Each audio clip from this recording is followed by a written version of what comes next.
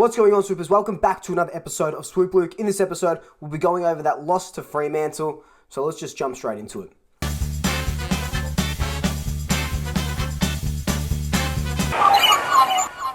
Just before we do jump straight into it, of course, follow me on all my social media accounts. I'll be popping up down below: Instagram, TikTok, and Twitter. Always posting the best content.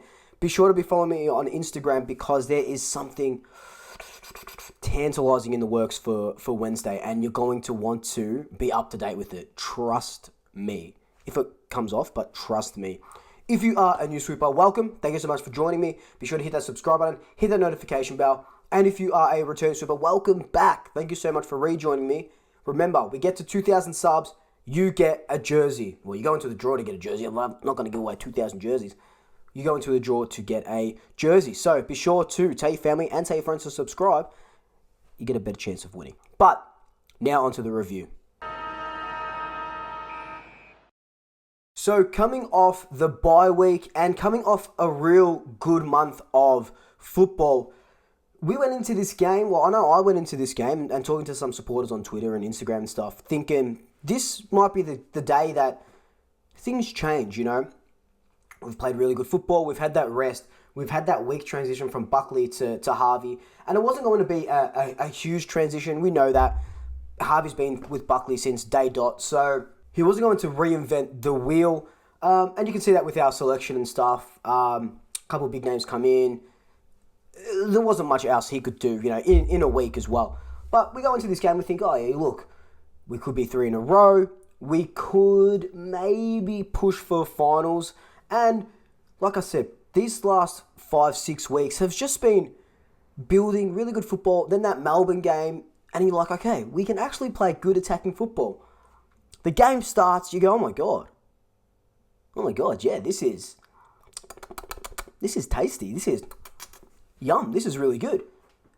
And we have all that dominance. And then what happens? What do I always say? We have dominance. We don't put the team to the sword. Fremantle go on and kick 3 goals in that first quarter. We kick 2.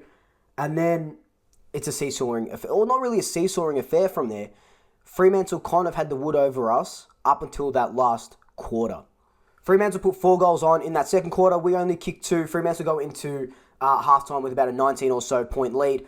And we just looked really slow, really not stagnant. It wasn't as bad as the Geelong game, but it was nowhere near as good as the Melbourne game. Fremantle were just carving us up through the middle. And not only were they getting, you know, on top of us in clearances, even though we had Grundy and Adams back in the middle and Scott Pendlebury in the middle, but they were just, whenever they were going inside 50, it was straight down the corridor. They were hitting targets. They were running. We couldn't catch them. Whenever we got the ball, we stopped, we propped, we waited, and then Fremantle would flood their players back. That defensive structure by Justin Longmire, I always get it wrong. I don't know which one it is. You know, the brand that we saw at Collingwood get to a flag, or close to a flag in 2018 and 2019. And then it's just 3 quarters of just, for lack of a better term, trash. It really was trash. Because at the start, we're thinking, okay, we're on here. We're going to put 4 or 5 goals on in this quarter. And then we just don't. In the third quarter, we kicked a couple of goals. And then we're down by 3 goals going into that last quarter. And you think, this is just typical Collingwood. Here we go again. Fremantle, we're going to put a couple of goals on. We're going to lose by, 30, 40 points. What happens, right? What happens in that last quarter? I'll tell you what happens. Collingwood come out and they put on a show. They put on a goddamn show. All of a sudden, they're taking the game on. They're running. They're getting those inside 50s. They're getting 3 goals in a row, Scores are level. You're thinking, oh my God, we are on here. We scored 5 goals in that last quarter. That last quarter was everything that we'd done against Melbourne, right?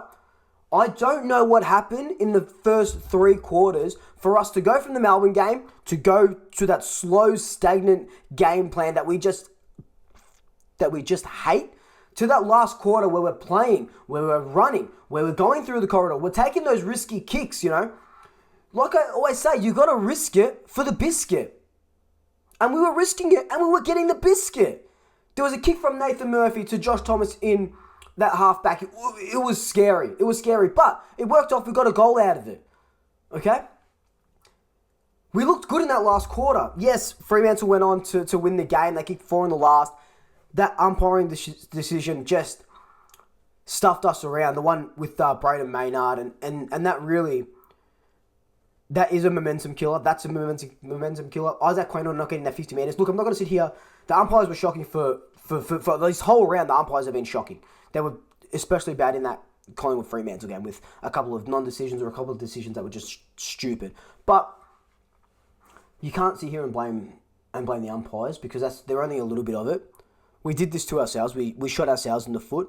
We had a chance to win this game. We had a chance to not ice this game, but we had a chance to get it to a nice lead. We're in a rhythm. And then it was like playing in a band without a full band without a drummer.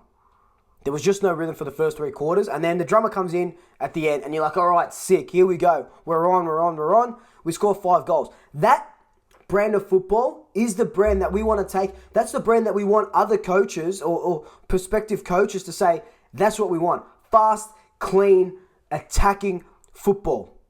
That's the Collingwood way. That's the Collingwood brand. That's what we want. It's not what we're getting at the moment. Well, in that first 3 quarters anyway. At Melbourne, yes, definitely. But not that game.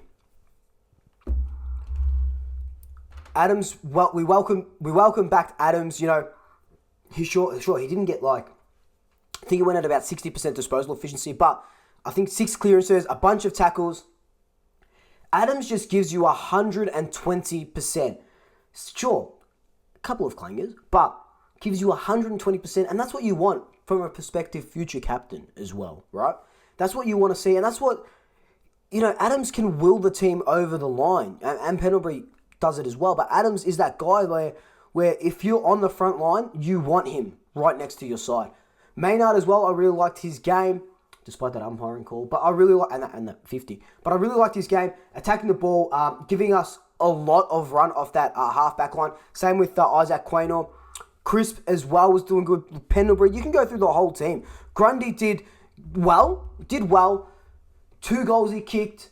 I tweeted at about, I think, towards halfway through the second quarter or something. He looked injured. He looked really slow. Wasn't ready to contest. And he didn't really do that for the whole match. He got into the right positions, tapped when he could.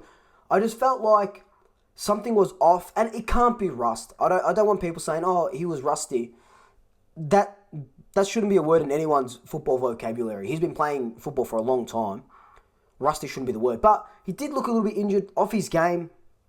2 goals, though, and a bunch of hit-outs. Sure, we didn't win the clearances or anything like that, but 2 goals and 3 tackles for a ruckman, that's really good. And we know he can take a good mark in the forward line. We know he can kick a goal. The dislikes, Bo doing his hamstring. Oh, God. Bo's never done a hamstring before, so we don't know if it's severe. We don't know what it is. With Bo not in the team, and I was saying this on my Squawk with Swoop yesterday, with Bo not in the team, it really messes with our structure. It really does. We have no one down there in the forward line who can crumb a goal, who can apply that forward pressure. And he did his hamstring, in the first 5 or 6 minutes? So,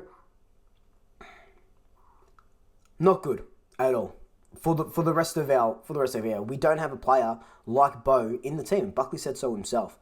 Another thing, Mason Cox as well. He missed some really easy shots that he usually kicks. Wasn't getting a lot of marks. How many marks did Coxie end up having? 4 marks, 2 contested.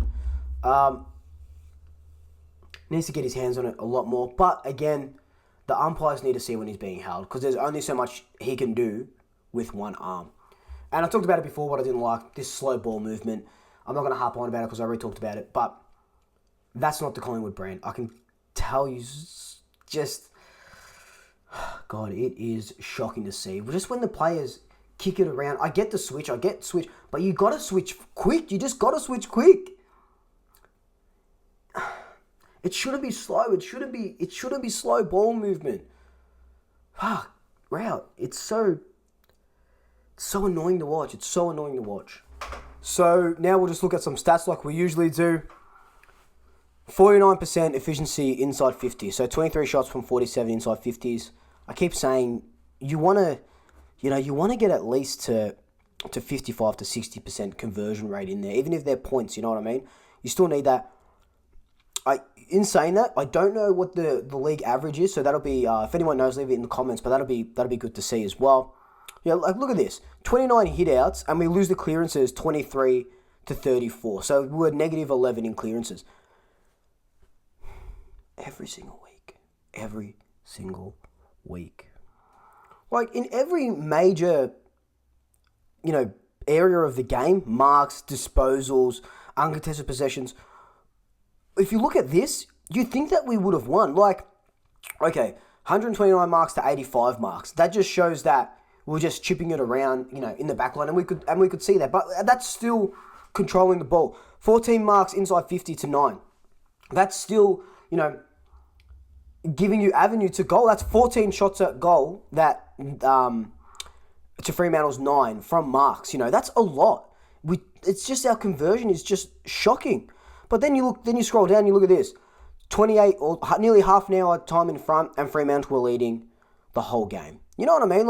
But tackles, 56 tackles to 34.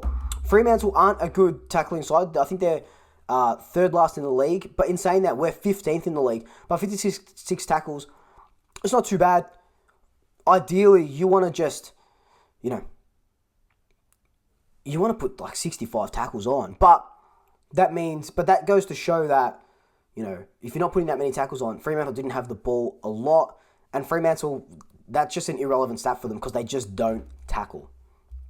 But look, one thing that I do want to point out is our 1%ers. So 36 1%ers to Fremantle's 54. Now, 1%ers are spoils, smothers, stuff like that. 36 is pretty low. I feel like we just got to start playing for each other. And we did in that last quarter because those first three weren't good. Weren't good at all. Anyway, this has just been my review of the Collingwood Fremantle game. God, we needed to win this game. But next week, look, we got St Kilda at the G on a Sunday. So hopefully we get the bad St Kilda and we can snare another win. Because we're not a bad football side. Just bad game plan. But anyway, let me know your thoughts down below. Always, I love to read them. You know this. Leave your like, comment, subscribe. Tell your family, tell your friends, tell your pets. And until next time, double shackers. I'll swoop you later.